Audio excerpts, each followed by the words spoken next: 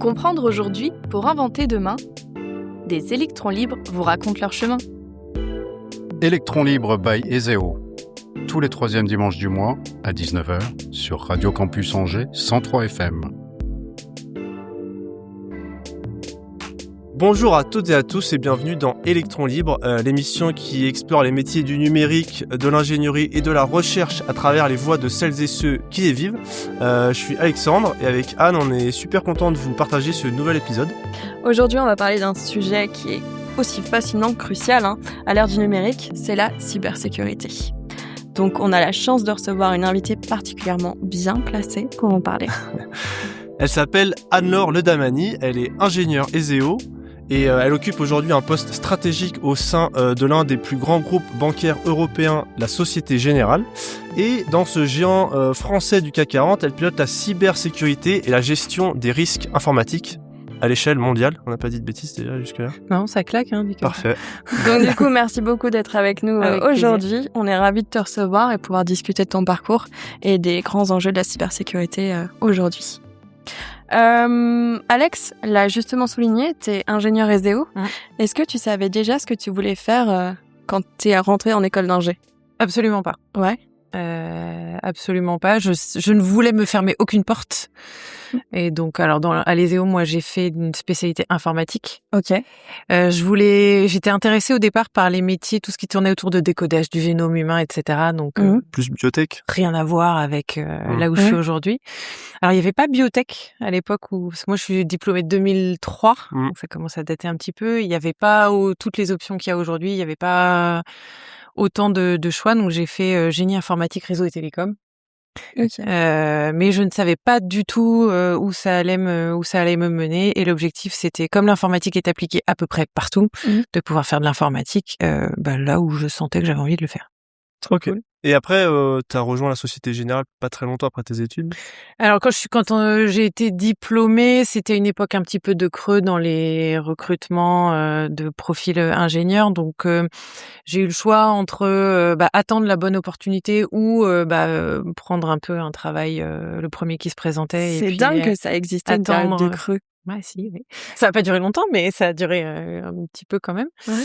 Et j'ai fait le choix d'aller travailler dans une entreprise, en l'occurrence, qui produisait des logiciels de trésorerie bancaire. Donc, c'était à destination de populations pas du tout informatiques, les trésoriers dans les grandes entreprises. Et j'ai fait du support informatique sur des produits, sur des logiciels. C'est hyper formateur en pédagogie, en écoute, en compréhension et puis en recherche de solutions. J'ai fait ça pendant, 8-9 mois, quelque chose comme ça. Et après, je suis rentrée en prestation dans une société de services qui était une des voies et qui existe encore aujourd'hui, une des voies royales pour intégrer quand même des entreprises. Et j'ai été placée en prestation à la Société Générale. Tout à fait. Okay. Donc, ça doit être en juin 2004, je pense, quelque chose comme ça. Ok. Et ensuite, comment t'en es venue à être responsable ? J'ai fait ma prestation, c'était sur de l'administration système, en particulier les systèmes Windows. Ok. Donc assez technique. Et puis au bout de 2 ans à peu près, mon responsable de l'époque m'a dit est-ce que ça te dit de rester et d'intégrer le groupe ? Alors moi, comme j'aimais ce que je faisais, j'aimais bien les gens avec qui je travaillais, j'ai pas réfléchi beaucoup plus loin, j'ai dit oui, on va voir. Ouais. Je savais qu'il y avait dans l'entreprise des mobilités, c'est-à-dire des possibilités de changer de poste à fréquence plus ou moins régulière, entre 3 et 5 ans. Donc je me suis dit de toute façon, si jamais j'en ai marre à un moment donné, je pourrais aller faire autre chose. Et puis le monde est vaste aussi, donc je me sentais pas engagée pour ça fait 19 ans maintenant à la Société Générale, mais voilà, donc c'est plus par opportunité, des portes qui se sont ouvertes, des gens avec qui j'ai envie de travailler, et puis j'y suis allée quoi. Et aujourd'hui, l'intitulé de ton poste exact, il est pas forcément évident à comprendre. Ouais. C'est Deputy Global CISO. Donc CISO pour Chief Information Security Officer. Oui. And Head of IT RM pour IT Risk Management. Tout à fait. Donc déjà, première question, pourquoi on met toujours les titres en anglais, comme ça, les titres de poste alors, qu'on est en France? c'est une bonne question. En fait, je pense que quand j'ai commencé sur mes postes à la Société Générale, dans l'IT, j'étais orientée sur des... Enfin, j'étais orientée. Il y a plusieurs activités dans une banque. Je ne vais pas vous faire l'histoire de toutes les activités bancaires, mais il y a notamment la banque d'investissement et qui a une dimension très internationale. Et donc, en fait, comme j'ai commencé en fournissant des services IT pour cette activité-là de la banque, c'est vrai que beaucoup de choses se sont assez naturellement faites en anglais.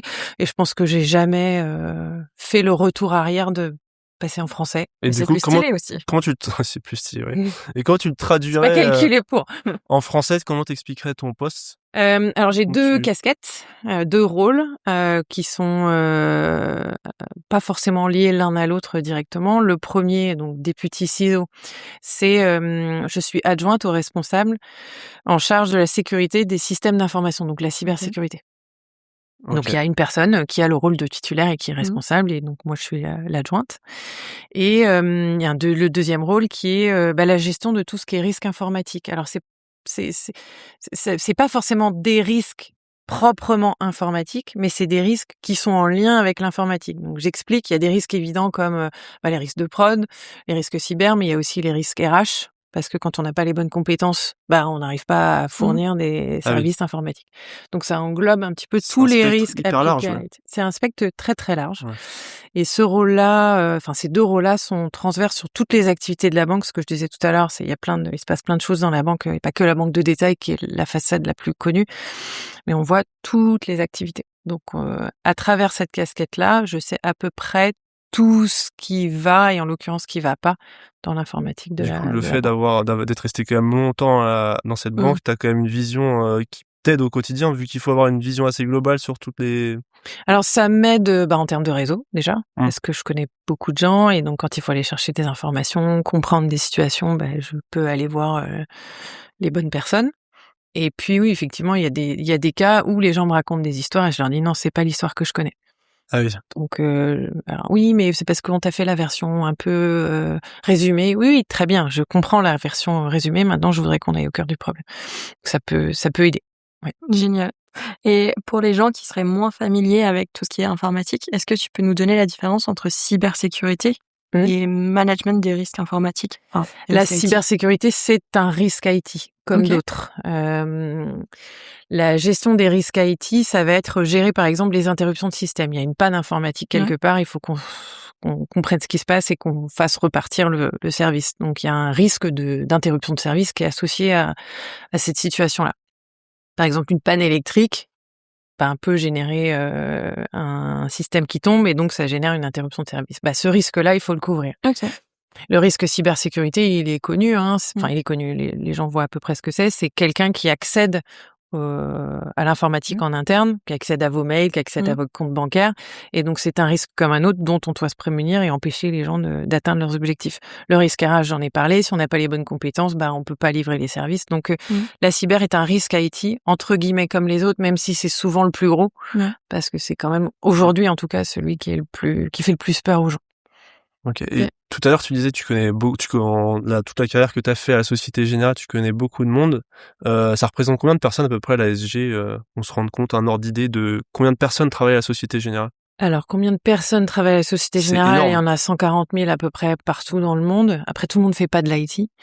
Il y a, je dirais... je n'ai pas envie de dire de bêtises, parce que j'ai pas le chiffre en tête, mais je sais pas, entre 7 000 et 8 000 personnes peut-être qui traitent de l'IT, peut-être 10 000 dans ces eaux-là à peu près. Mais tu me diras, les 140 000, c'est autant de personnes à se sensibiliser, en fait. Oui. Sur tous les enjeux. Oui. C'est monstrueux. Oui. D'autant plus que la banque n'est pas un métier informatique, donc les conseillers dans les agences, etc., c'est des gens qu'on doit aider à appréhender ces problématiques-là pour qu'ils puissent, eux, faire leur travail. On est un moyen, on dit un enabler, on aime bien dire ça, pour que les gens puissent faire leur travail de banquier à la fin, puisque c'est l'activité du groupe. On n'est pas un métier IT à la base. C'est chouette, j'aime bien la vision. Enabler. C'est très sympa. Et après, il faudrait leur demander s'ils le vivent pareil. Et tout à l'heure, on parlait d'une interview précédente que tu as faite, et dans cette interview qu'on a écoutée, tu dis la cybersécurité, c'est avant tout une question de bon sens. On ferait pas derrière un ordinateur ce qu'on ferait pas dans la rue. Ouais. Alors pour toi, ce serait quoi les 3 essentiels à faire pour se protéger? Si t'avais 3 trucs vraiment... La partie la plus importante que nous on a, c'est nos informations. Qui on est, nos données bancaires, nos données de santé, tout ce qui est données personnelles, parce que c'est vraiment ce que les attaquants vont aller rechercher, soit pour faire des usurpations d'identité, soit pour vous dire j'ai volé toutes vos données, si tu veux les récupérer, il faut que tu me les rachètes. Blackmail. Voilà, c'est des choses comme ça. Donc la première chose, mais enfin c'est pareil, dans la rue on se met pas à distribuer sa carte bancaire, sa carte d'identité sur le trottoir. Donc sur le milieu informatique c'est pareil. Je vois les nouvelles cartes d'identité, elles permettent, enfin il y a une fonctionnalité qui permet de, quand on ouvre un contrat, l'autre jour j'ai voulu faire une procuration sur la Poste, d'accord ? La Poste demande une copie de la carte d'identité. Dans ces cas-là, il y a 2 cas possibles. L'ancienne méthode entre guillemets, on fait une photocopie de sa carte bancaire, voire on a déjà un PDF stocké quelque part dans un coin et puis on l'envoie à la Poste. Et là en fait, on leur donne notre pièce d'identité telle qu'elle existe. Si un attaquant accède au site de la Poste, récupère notre carte bancaire, copie de carte bancaire, carte d'identité, il peut l'utiliser pour faire la même chose ailleurs. Les nouvelles cartes d'identité permettent d'apposer un filigrane qui dit ceci est pour la Poste, valable de telle date à telle date. Enfin, je sais plus exactement comment c'est fait. Donc, du coup, quand on envoie ça à la Poste, ça ne peut être utilisable que dans le cadre, dans le contexte dans lequel on a envoyé. Donc, il y a des moyens de se protéger. C'est vraiment la partie la plus importante, c'est se protéger soi.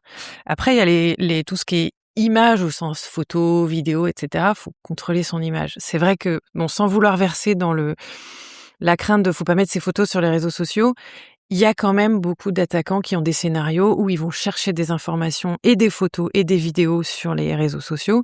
Et avec l'IA aujourd'hui, ils peuvent vous faire et dire n'importe quoi. C'est assez effrayant, j'ai vu ça. Il y a des vidéos où ils prennent des photos d'enfants et puis ils en font ce qu'ils veulent en faire. Ils prennent des vidéos de vous en vacances et puis ils vous font dire des choses qu'ils n'ont pas envie de dire. Aujourd'hui, avec l'IA... j'ai besoin d'aide, verse 20 000 euros. Il y a ça.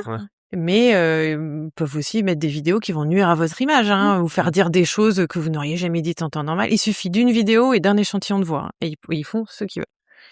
Donc, faut vraiment protéger ses informations et son image. Après, le reste, mais on fait pareil dans la rue, en fait. C'est pour ça que je fais le parallèle entre les deux. Dans la rue, les gens ont le réflexe. Dans le monde informatique, il n'est pas encore partout. Encore, moi, je trouve qu'aujourd'hui, en 2026, on peut quand même un peu voir les vidéos hier, moi, je trouve. Mais je pense que d'ici quelques années... la vidéo de Brad Pitt qui s'est fait... Ça, c'était un peu cramé, oui, mais quand même. c'est... Enfin, je veux dire, un œil un peu... oui, mais non, toi, tu dis c'est cramé. Mais la dame qui s'est fait avoir... Oui. Il y a un employé en Asie qui a cru qu'il avait été convoqué à un conseil d'administration et que son PDG lui demandait en live de verser je sais plus combien de millions d'euros. Il l'a fait. Tout ça, c'était fake. J'ai entendu parler de ça aussi, ouais. Donc, faut pas sombrer dans la paranoïa en disant je mets plus rien, je fais plus rien, machin, etc. Faut juste être conscient du risque pour essayer d'être mesuré dans ce qu'on fait. Ouais, des précautions, quoi. C'est ça. Okay. Du bon sens. Et du coup, ça se traduit concrètement comment une attaque cyber ? Alors, il y a plusieurs types d'attaques. Il y a les attaques, je vais en citer 2 types, enfin 3. Il y a le phishing, que tout le monde connaît. Donc, là, c'est, on vous envoie un mail. C'est le livreur. Alors, ça peut être un texto, oui, j'ai un colis pour vous, cliquez là. Bon, la probabilité qu'on soit tous en train d'attendre un colis est quand même assez forte, donc on va pas réfléchir, on va cliquer sur le lien. S'il faut réfléchir. On va dire, tiens, c'est bizarre, c'est la première, d'habitude Amazon ou UPS, où ils m'envoient pas des messages comme ça, c'est bizarre. Les mails, c'est effectivement un point d'entrée aussi. C'est votre 14e relance, vous n'avez pas payé votre amende, payez ici, cliquez ici, sinon vous allez avoir un huissier qui va sonner à votre porte. Ça marche pas comme ça. Et là encore, c'est du bon sens, c'est de se dire, mais il fonctionne pas comme ça aux amendes, ils envoient des courriers. Si je vais sur le site des amendes, je vais voir si effectivement il y a un truc qui me concerne. Donc ça, c'est le premier type d'attaque, c'est souvent un point d'entrée pour aller faire autre chose. Mais bon, ils cherchent à rentrer par tous les moyens qu'ils peuvent, soit chez vous, dans votre espace personnel, soit dans une entreprise. Parce que toutes les personnes à éduquer, comme tu disais tout à l'heure. Ça marche à la maison, ça marche aussi dans les entreprises. Il y a le même risque. Alors après, dans les entreprises, on met tout un tas de mécanismes de protection, même si quelqu'un clique, en fait, ça passe pas. Mais à la maison, c'est pas forcément vrai. Et donc, souvent, ça va rentrer par là. Donc, des choses qu'on a déjà entendues 50 fois, c'est faut pas cliquer sur les liens, faut se poser la question, se dire tiens, c'est bizarre. Si c'est bizarre, il y a forcément une raison. Si le sentiment que vous avez dit, tiens, c'est bizarre. Voilà. Moi, j'ai eu des gens je l'ai dit, je crois, dans le podcast, des faux conseillers bancaires qui m'ont appelé, qui m'ont prédit la fin du monde sur mes comptes bancaires. Là, le réflexe, c'est de dire, attendez, je vous rappelle, on raccroche et on appelle le numéro de son agence qu'on connaît. Et là, le conseiller bancaire a deux solutions. Soit c'est vraiment lui avec qui vous étiez au téléphone il y a 30 secondes et là, il va vous dire, c'est la fin du monde. Soit il va vous dire, non, c'était pas moi. Et vous êtes en train de vous faire attaquer. Et au final, c'est des petits gestes qui peuvent... c'est pas grand-chose à faire, mais... c'est pareil quand il y a un mendiant qui vient vous voir dans la rue et vous savez qu'il y a eu des... Alors, je veux pas stigmatiser des populations, mais il y a eu des groupes de populations étrangères qui venaient vous tirer par la manche d'un côté et vous piquer dans votre sac de l'autre. Une fois que ça s'est su, on fait attention. Là, c'est pareil, on fait attention. Il y a les attaques, ce qu'on appelle de déni de service. C'est-à-dire que là, en fait, on va vous envoyer pour une entreprise, mais on va bourriner vos services jusqu'à les faire s'écrouler. Ils ont eu ça. La Poste, c'est un bon exemple. Des milliards de connexions par seconde. Voilà, et ça fait s'écrouler en fait le système qui héberge les services. Le site web, il tombe. La banque en ligne, elle tombe.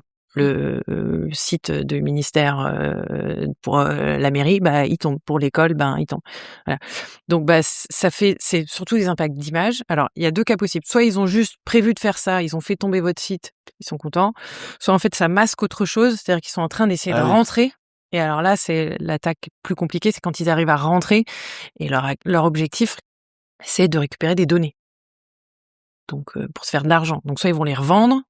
Soit ils vont les voler, les encrypter, ils vont vous demander une rançon pour les payer. C'est le rançongiciel ou ransomware. Ok. Et par exemple, la Poste, c'est possible de se prémunir du fait que s'il y a des milliers de personnes qui essayent de se connecter en même temps, ça fasse pas tout tomber? Oui, il existe des solutions fournies notamment par des entreprises tierces qui fournissent des solutions, ce qu'on appelle anti-DDoS. Donc, c'est sur un type d'attaque, comme je viens DDoS, c'est le d'expliquer. déni de service, c'est ça? DDoS, c'est Distributed Denial of Service. C'est une attaque particulièrement organisée pour faire tomber les services. Okay. Et il existe des entreprises qui sont connues sur le marché qui vont aller analyser le trafic entrant et quand ils détectent des patterns de DDoS, ils le bloquent. Okay. Donc, eux, ils savent le détecter, le bloquer, et ça protège les services derrière. Alors, je présume pas est-ce que la Poste en avait un ou pas, est-ce qu'il était efficace ou pas, j'en sais rien, j'ai pas été vérifié. Okay. Mais en tout cas, c'est le cas le plus récent, je crois, c'était il y a pas si longtemps que ça, c'était il y a un an peut-être, ou moins que ça, c'était il y a quelques semaines, quelques mois. Je crois que c'est régulièrement. C'était juste avant Noël ou quelque chose comme ça, je crois. Ils en ont eu plusieurs d'affilée. Ok. Et est-ce que quand il y a des attaques comme ça, tu peux savoir facilement d'où elles viennent? Non, pas forcément. Alors, il y a ceux qui revendiquent, c'est en général. Alors, il y a ceux qui revendiquent, mais en fait, c'est pas eux. Bon, voilà, il y en a pas beaucoup. Il y a ceux qui revendiquent en disant c'est moi, je l'ai fait. Et en général, ils expliquent pour quelles raisons ils l'ont fait. Ouais. Donc là, c'est assez simple de comprendre la situation. Il y a des fois où on sait pas. Mais c'est possible de tracer? Ça dépend de, on va dire, la compétence technique de l'attaquant pour masquer son point d'origine. S'il est pas très doué, ça nous est arrivé en faisant des investigations suite à des incidents qu'on avait eu, d'identifier très précisément la personne qui l'avait fait et de l'attraper. C'est chouette. Mais ça, c'est pas des grands groupes organisés en général, c'est des adolescents dans leur chambre. Alors pas forcément des adolescents, mais des gens qui sont moins organisés ou qui connaissent peut-être moins aussi nos mécanismes de défense et d'investigation et qui se font avoir.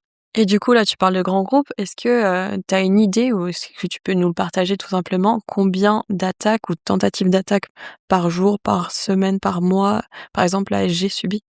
Alors, j'ai pas le chiffre. Il y en a beaucoup, et il y en a beaucoup qu'on voit pas du tout. L'immense majorité, on les voit pas. Je parlais du DDoS tout à l'heure. Alors, ils nous préviennent. Attention, vous avez un truc bizarre qui est en train d'arriver, mais on vous a protégé. Mais non, là, j'ai pas le chiffre en tête. Non, mais je sais pas. Ça doit être il y en a. Il y en a. Oui, il y en a. Ouais. Après, le volume varie en fonction de plein de choses. La Société Générale est pas forcément le groupe le plus attaqué en France.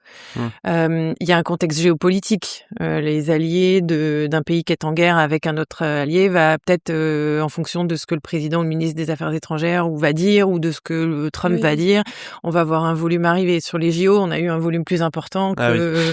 Voilà, donc il y a eu les JO d'Italie là qui ont, juste avant l'ouverture, qu'on dit qu'ils avaient eu effectivement des tentatives d'attaque sur leur système, parce que c'est visible en fait. Un attaquant, c'est ça. Enfin, les attaquants, ils sont professionnalisés. C'est leur carte de visite. Moi, j'ai réussi à faire tomber le site des JO le jour de l'ouverture.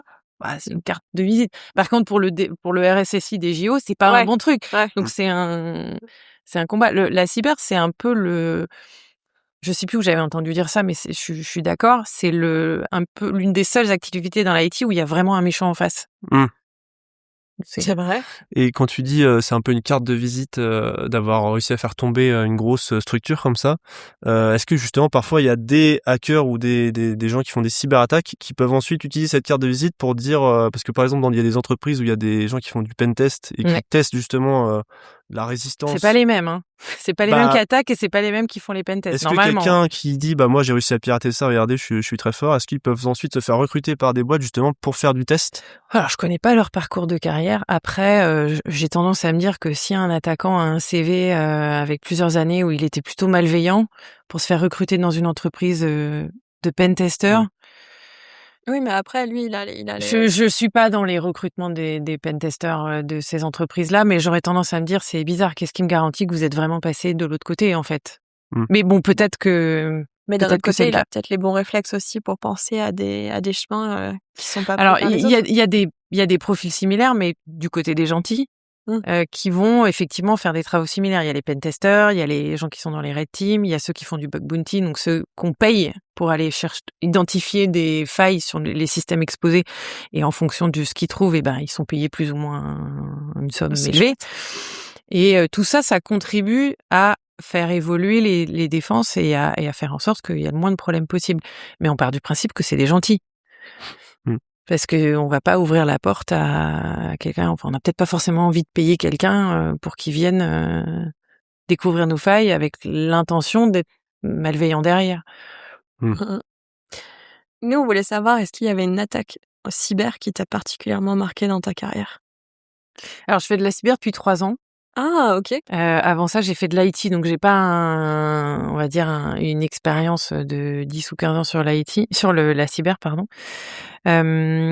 Donc une attaque cyber qui m'a marquée personnellement dans mon expérience professionnelle, pas forcément. Par contre, je me souviens d'avoir assisté à un témoignage du RSSI de l'hôpital de Corbeil-Essonnes il y a quelques années, qui lui avait été vraiment bien dans la tourmente avec des attaquants qui avaient fait tomber le système informatique de l'hôpital. Ça avait été dans les journaux, etc.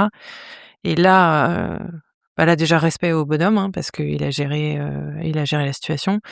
Et puis, c'est ce qui était effarant de mon point de vue, c'est que des attaquants s'attaquent à des hôpitaux. Il y a des vies humaines derrière. Donc, là, ça m'avait marqué, mais plus parce que je trouvais qu'en termes de valeur d'éthique, de malveillance, ça se fait pas, quoi. Non pas que les attaques sur les autres se font, mais là, voilà, il y a des gens qui étaient branchés à des machines pour survivre et potentiellement leurs vies ont été mises en danger encore plus. Donc sur la cyber, pas forcément. Sur la prod IT, oui, j'en ai plein. Plein. Ok, ça marche. Et quand on fait de la cybersécurité, je suppose, on t'en parlait un petit peu tout à l'heure, une des principales composantes, c'est quand même de prévenir plutôt que guérir, donc essayer de prévenir un peu les risques qui sont possibles. Mais parfois ça c'est pas possible, on n'arrive pas à tout prévenir les risques et du coup il y a une attaque comme ce que tu disais avec ce monsieur dans un hôpital. Et donc on imagine que quand ça arrive et qu'il y a parfois des vies en jeu ou des choses comme ça, toi à la SG, il y a pas forcément des vies en jeu, mais tu dois quand même être sous une grosse pression quand ça arrive, quand il y a un blocage comme ça, une attaque. Et donc ma question, c'est comment tu fais pour gérer cette pression, ou par exemple ce monsieur qui a géré sa pression monumentale avec un blocage comme ça dans l'hôpital, comment on fait, parce que c'est assez stressant au final. Oui, c'est stressant. Après, l'objectif, c'est de rétablir le service. Donc, tout le monde se mobilise pour aller dans cette direction-là. Donc, il faut établir un plan. Enfin, c'est sûr que si le stress nous paralyse et que face à une difficulté, on est incapable de réfléchir, ça arrive, hein, je critique pas les gens que ça arrive. Il faut se poser la question, est-ce que c'est vraiment le bon job ? Faut avoir du sang-froid quand même. Parce que ce qui est attendu aussi quand on fait de la prod, quand on fait de la cyber, quand on est face à des situations comme ça de risque d'interruption de service, il faut avoir la capacité d'aller outre ce premier stress et de construire un plan d'action. Et construire le plan d'action. Alors on construit pas tout seul, hein, il y a des équipes, il y a plein de gens qui savent plein de choses. Et l'idée c'est de dire alors on va faire ça d'abord, ensuite on va faire ça, et puis on va le faire comme ça, et puis ça va prendre 2 heures, ça va prendre 3 jours, ça va prendre 2 semaines, et puis on construit le plan comme ça, toujours avec l'objectif. Le premier objectif, c'est de rétablir le service. On peut très bien, si on s'est fait piquer les données, redémarrer le service sans historique. Peut-être que c'est possible. Donc, dans un premier temps, rétablir le service. Et puis ensuite, regarder comment est-ce qu'on peut remettre en place progressivement toutes les fonctionnalités qui manquaient et le temps que ça prendra. Et ce qui est hyper important, c'est de communiquer. Communiquer aux utilisateurs, communiquer à toute la chaîne managériale pour expliquer ce qu'on est en train de faire. C'est super intéressant. Et du coup, au travail, on parle de plus en plus de santé mentale. Ouais. Toi, est-ce que tu as quelques petits bons réflexes, quelques petites astuces pour justement être plus serein face à cette pression? Je sais pas, méditation, sport. Je fais pas de méditation. Mon chef me dit que je devrais faire de la méditation. Mais j'en fais pas. Je sais pas. Ouais, t'arrives à être dans je prends du temps pour moi en fait. Alors ça peut être du sport, ça peut être de la méditation, ça peut être aller au cinéma, ça peut être aller voir des amis, ça peut être rester chez soi au coin du feu avec une tasse de chocolat. Chacun son truc en fait. Moi j'aime bien ralentir, trouver des moments où le rythme justement il se ralentit. Je suis plus tributaire de ce qui se passe au boulot, ce qui se passe à l'extérieur, ce qui se passe avec les uns les autres, etc. Voilà, 1 heure, 2 heures, le week-end. T'arrives à déconnecter, quoi. Ouais. En tout cas, moi, c'est ce qui me ressource. Après, chacun va connaître il y en a qui ont besoin de faire des marathons tous les 3 mois. Il y en a qui, vont monter en haut de l'Everest. Il y en a qui vont aller à la plage avec un livre. Chacun son... Mais c'est important de se connaître par rapport à ça parce que ça permet aussi d'établir où est la limite et de pouvoir anticiper quand on approche de ces limites pour pas aller jusqu'à la rupture. Alors, ça paraît facile à dire comme ça. Il y a plein de gens qui vont jusqu'à la rupture, hein, et encore une fois, je suis pas du tout en train de juger. Mais donc aujourd'hui, j'ai un rôle managérial avec les gens. Je gère des équipes et je cherche ces limites avec eux pour être justement en mesure de les aider à anticiper quand ils arrivent au point de rupture et de désamorcer avant d'arriver au point de rupture. Ça marche pas à tous les coups. Et puis il y a aussi la vie personnelle qui vient s'interfacer de toute façon avec la vie professionnelle, mais on fait rien sans les gens. Les gens, c'est la ressource la plus importante qu'on puisse avoir dans une entreprise. Donc, c'est ça qu'il faut choyer en premier. Et si on fait pas attention aux gens, on n'y arrivera pas. Surtout que j'imagine que quand il y a des crises comme ça peut être des rushs de travail hyper longs sur plusieurs, peut-être pas plusieurs jours. C'est l'organisation. J'ai souvenir, alors c'était pas un incident cyber, c'était un incident de prod, d'avoir récupéré un incident de prod un samedi soir. Il a dû arriver vers 22h30, un truc comme ça. Et puis, on est tous mobilisés au début. Là, pour le coup, il y a tout le monde au début. Et puis après, quand on se rend compte, comme tu dis, que ça va durer des heures, voire là, en l'occurrence, on savait que ça allait durer des jours, on s'organise. Alors toi, tu prends jusqu'à 7h demain matin. Moi, je vais aller me coucher. Je prendrai à 7h demain matin. T'iras te coucher. Et puis, à 12h30, 13h, c'est quelqu'un d'autre qui prendra. Ou toi, si tu reviens. Et puis, on essaye de s'organiser. C'est hyper important. Le plus difficile, c'est les gens qui sont dedans et qui veulent pas lâcher. Mais je suis presque au bout, j'ai presque fini. Ouais, mais enfin, t'en as peut-être encore pour 2 heures. Typiquement, je serais comme ça. T'en as peut-être encore pour 2 heures. Donc, de toute façon, on va te mettre en backup avec quelqu'un pour les 2 prochaines heures. Si vraiment tu veux pas partir, parce qu'on peut pas forcer les gens à décrocher. Mais voilà, si si à un moment donné, on constate que t'es en baisse, tu pars. Tu t'en vas. Parce que après, on fait courir un risque à la personne, évidemment, qui arrive en phase d'épuisement. Et puis, il y a le risque d'erreur humaine derrière. Oui. Quand on est fatigué, on est quand même moins concentré. C'est clair, ouais. Donc, on est plus à risque de faire des bêtises. Donc, à un moment donné, c'est à nous aussi de dire non, stop. En fait, là, tu t'arrêtes. Même si t'as pas envie, tu t'arrêtes. Parce que c'est à quelqu'un d'autre de prendre le relais. Tu vas prendre le repos que t'as besoin. Puis après, il y a des contraintes légales. On n'a pas le droit de faire travailler les gens pendant des heures et des heures et des heures. Ouais. Et ça, c'est le dernier argument en général. C'est là, légalement, t'as plus le droit de travailler. Donc, tu rentres chez toi. Mais c'est génial que tu arrives, toi, avec ton niveau de responsabilité, avec ton niveau de management, à savoir prendre le temps. c'est pas quelque chose qui est inné. Prendre le temps pour moi? Ouais. Prendre le temps Bah, pour c'est toi. c'est c'est pas le choix. Si, on a toujours le choix, mais parce que je sais que sinon je vais Ça partir serait en pas viable. rupture. Ouais. Donc ça sera plus viable pour moi, pour mes proches, au travail. Et puis, à la Société Générale, comme tu disais, on n'a pas de vie directement entre les mains, même si on peut avoir un impact systémique s'il y a des choses très graves qui se passent. Enfin, Bien malheureusement, sûr. on l'a vu. Mais aujourd'hui, et c'est ce que je dis à mes équipes, on n'a pas de vie entre les mains. Donc prenez du recul. On est une équipe. Donc de toute façon, si vous n'êtes pas là, quelqu'un d'autre arrivera à le faire. On arrivera à s'organiser pour qu'il y ait une continuité et que ça tourne. OK. Tout en préservant la valeur de chacun et tout ce qu'ils apportent, parce que c'est un équilibre. Oui, c'est super. Ouais. Et il y a une autorité nationale qui existe qui s'appelle l'ANSSI, Ouais. l'Agence nationale de la sécurité des systèmes d'information, Oui. dont tu fais partie. il me semble. Alors Enfin, non, c'est un organisme à part, mais par contre, on travaille avec eux. Tu oui, travailles oui. avec eux, ouais. D'ailleurs, avec plein de gens qui ont un peu un poste similaire au tien, Oui. vous travaillez un peu tous ensemble. Oui. Est-ce que tu peux nous expliquer à quoi sert cette agence? Enfin, cette agence. Il joue un peu le rôle de, je vais pas dire régulateur sur la partie cyber, mais en tout cas, ils ont des expertises, ils sont là pour poser des cadres, ils sont là pour donner des bonnes pratiques, des standards, ils sont là pour aider aussi les gens qui sont en difficulté. Et c'est une autorité qui est reconnue c'est un organisme français. Ouais. C'est reconnu sur la place française. Donc ils sont connectés avec le gouvernement, ils sont connectés avec les entreprises, ils sont connectés avec les fournisseurs. Ok. Donc je suis pas experte sur l'ANSSI, mais en tout cas je les vois interagir là-dessus. Bon, ils envoient régulièrement, ils postent régulièrement des documents d'analyse sur des situations, sur des tendances, sur des recommandations, et ça aide un peu tout le monde à se positionner aussi. Ok. Ouais, c'est intéressant. Du coup, quand on voit l'actualité, il y a un contexte géopolitique qui est, ma foi, extrêmement tendu. Toi, ça impacte vraiment le travail? On a vu des fois qu'il y avait la temporalité, notamment avec les JO, t'en as parlé tout à l'heure. Ouais. Mais là, typiquement, avec tout ce qui se passe, imaginons en Amérique, est-ce que toi, tu ressens qu'il y a un peu plus de tension dans ce que tu fais au quotidien?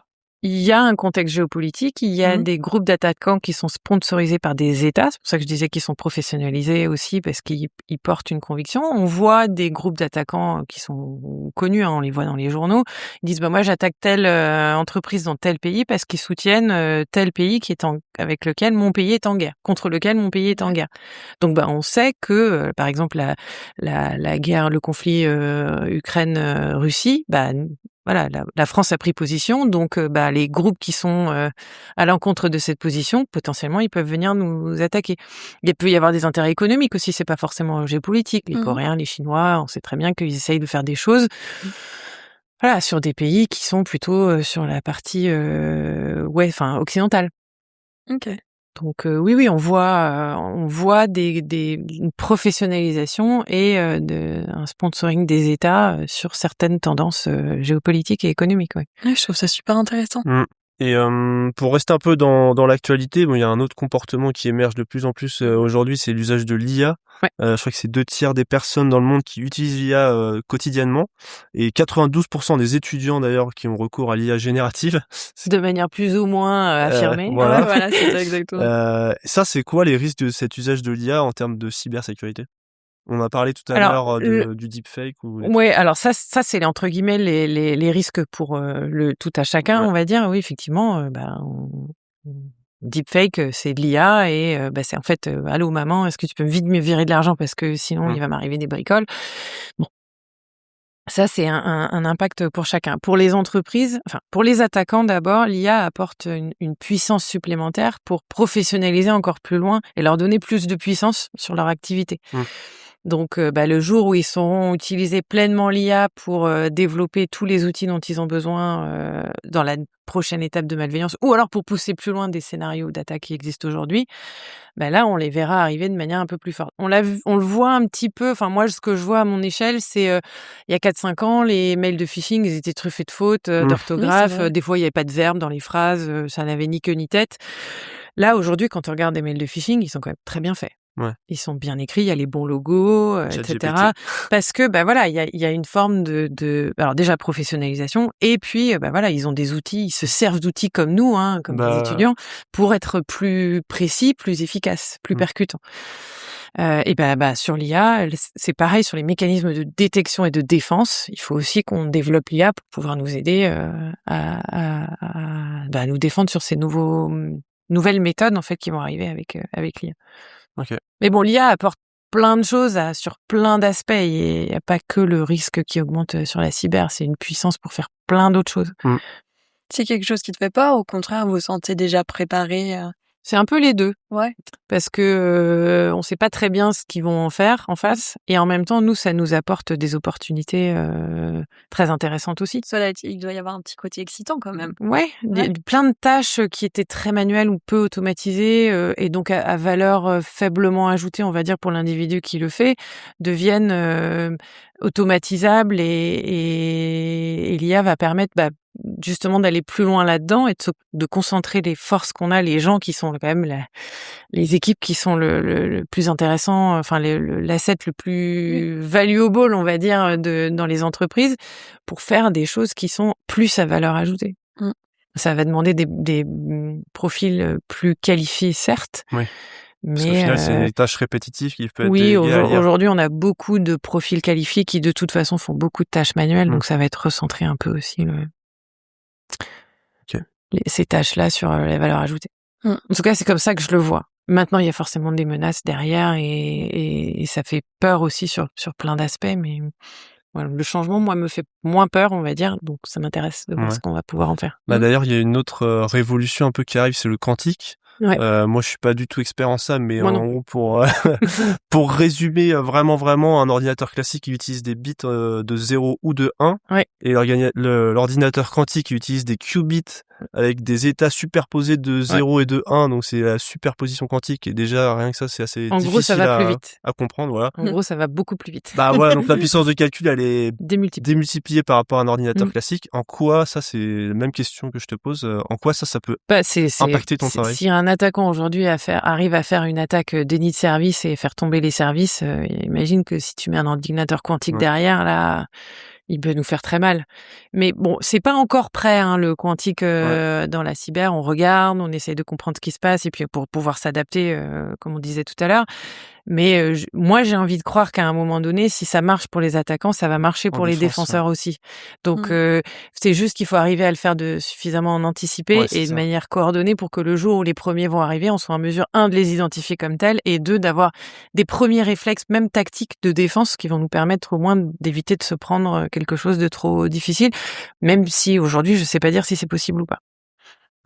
Moi, je propose qu'on aborde un autre sujet, c'est les femmes dans les sciences. C'est un sujet qui nous touche particulièrement. Aujourd'hui, il y a que 20% de femmes dans les écoles d'ingénieurs. Et en fait, avec Alex, on supposait que c'était déjà un peu moins à ton époque, au début des années 2000. J'avais 12%. Ah la vache. Et qu'est-ce qui t'a poussé, toi, la petite Anne-Laure de l'époque, à rentrer dans une école d'ingé? Alors déjà, j'aimais bien tout ce qui était sciences. Ouais. Les maths, la physique, la SVT, tout ça, c'était des trucs, le décodage du génome humain, ça venait de quelque part. Et puis j'y arrivais, quoi. Enfin, je me débrouillais plutôt bien, et en fait, je me suis pas trop posé de questions. Je savais que je voulais pas faire de littéraire, même si j'aime bien lire etc. Mais c'était pas, je me voyais pas passer ma vie à faire ça. J'avais envie de faire, du scientifique, quoi. Après, comme je disais tout à l'heure en intro, je me suis pas beaucoup posé de questions plus loin que ça. J'ai envie de faire ça, c'est possible. Comment je le fais? Ah bon, tu peux faire une école d'ingé. Ok, très bien. J'avais des ingénieurs autour de moi dans ma famille, donc c'était pas non plus en décalage par rapport à l'environnement dans lequel j'ai grandi. Mais c'est vrai que c'était plutôt des hommes. Ouais, encore aujourd'hui, dans les écoles d'ingé, je pense que c'est entre 15 et 20% de femmes. Ouais, tu disais 20%. Ouais, 20% selon le ministère de l'Enseignement supérieur et de la Recherche. Selon toi, c'est dû à quoi, ça? Et comment on pourrait faire pour aller chercher plus de femmes? Alors, j'ai pas de baguette magique, j'ai aucune idée. Il n'y a pas une solution miracle, ça c'est sûr. Mais... Je vois pas de différence de compétences entre les hommes et les femmes quand je travaille au quotidien. Franchement, chacun apporte une valeur et ça n'a rien à voir avec le fait est-ce que c'est un homme ou une femme. Et même les niveaux d'expertise, il y a des femmes qui sont très douées en IT et des hommes un peu moins. Il y a des hommes qui sont très doués en IT et des femmes un peu moins. Donc ça a Dans rien... tes services, t'as plus d'hommes ou plus de femmes? j'ai plus d'hommes. Ouais. Beaucoup plus. Je crois qu'on est à 20 ou 25% de femmes.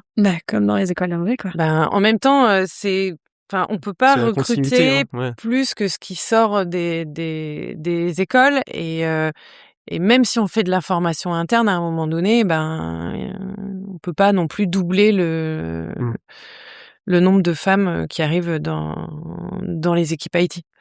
Mais moi, je vois pas de différence. C'est Ok. la même valeur ajoutée qui est apportée, le même investissement qui est donné dans les mêmes proportions. Donc, je ne sais pas l'expliquer. Comment il faudrait faire pour changer la tendance, j'en sais rien. Moi, j'ai un garçon et une fille. Mon garçon, il fait une école d'informatique et ma fille, elle veut faire vétérinaire. Donc, j'ai pas réussi à la convaincre.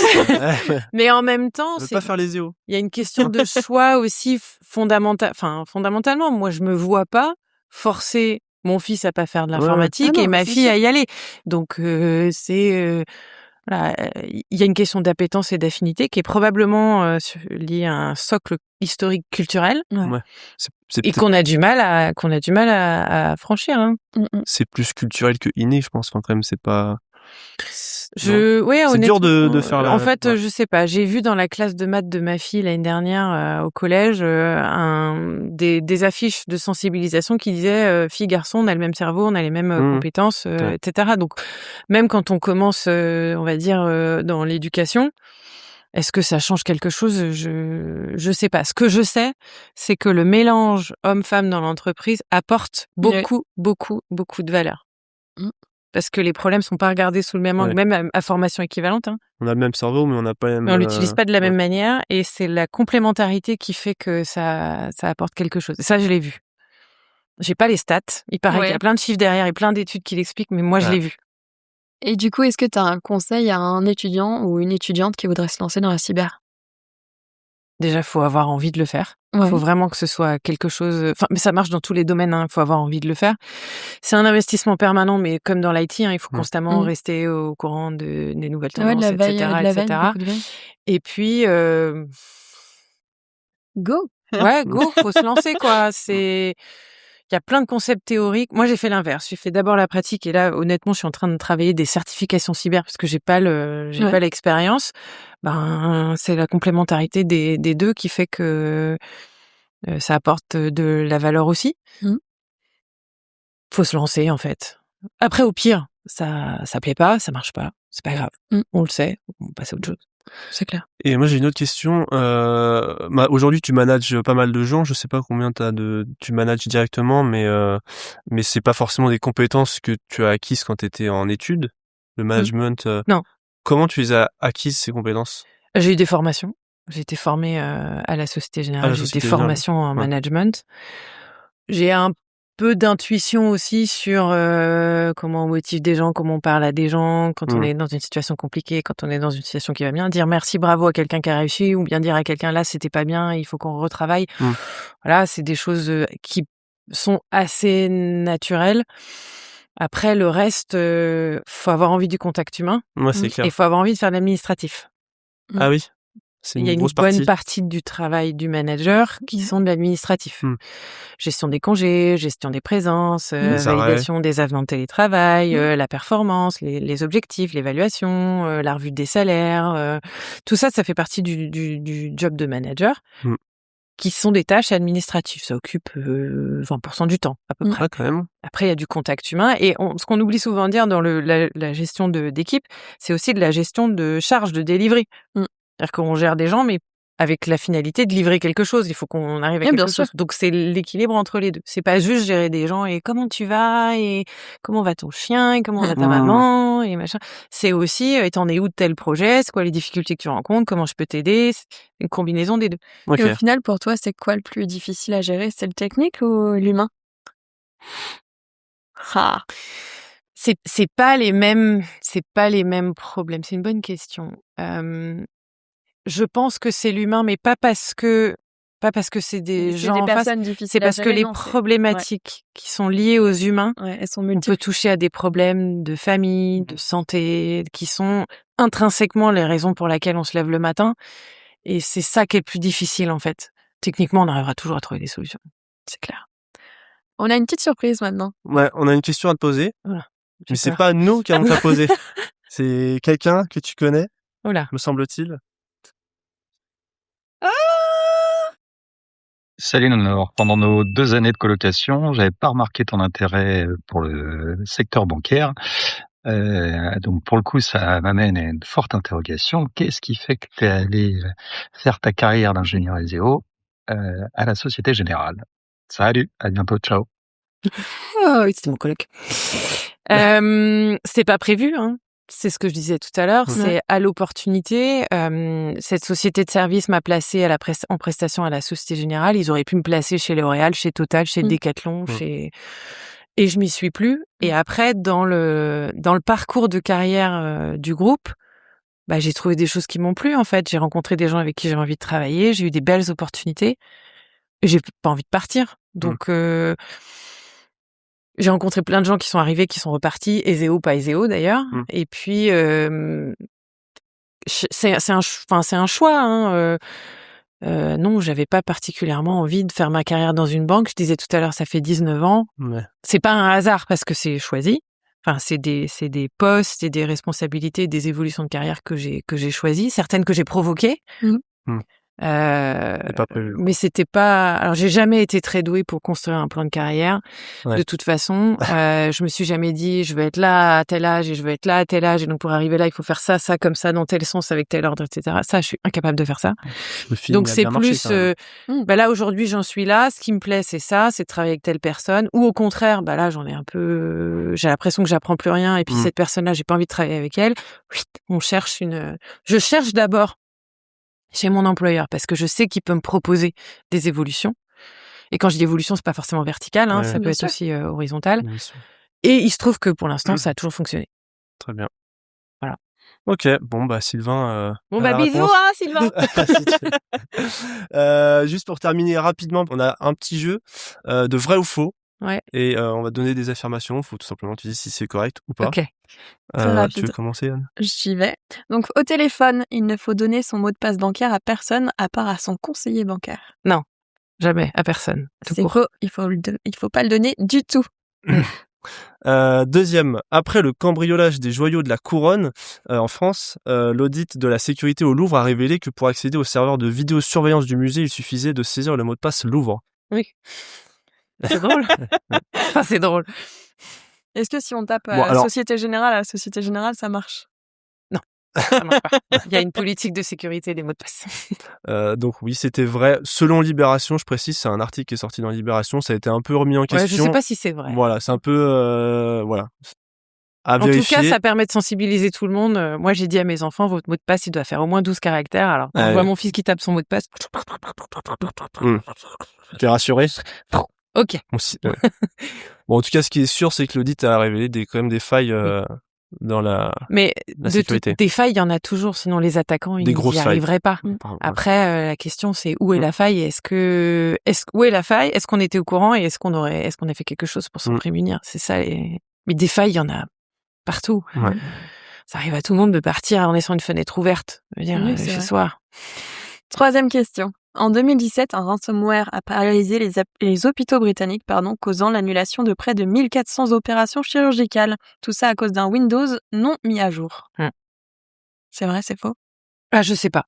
Alors là, pour le coup, je ne sais pas. Eh bien, figure-toi que c'est vrai. Il s'agit de WannaCry, l'une des plus grandes cyberattaques mondiales. Oui, je savais qu'il y avait eu ça. Maintenant, est-ce que c'était dû à un Windows non patché précisément dans un coin?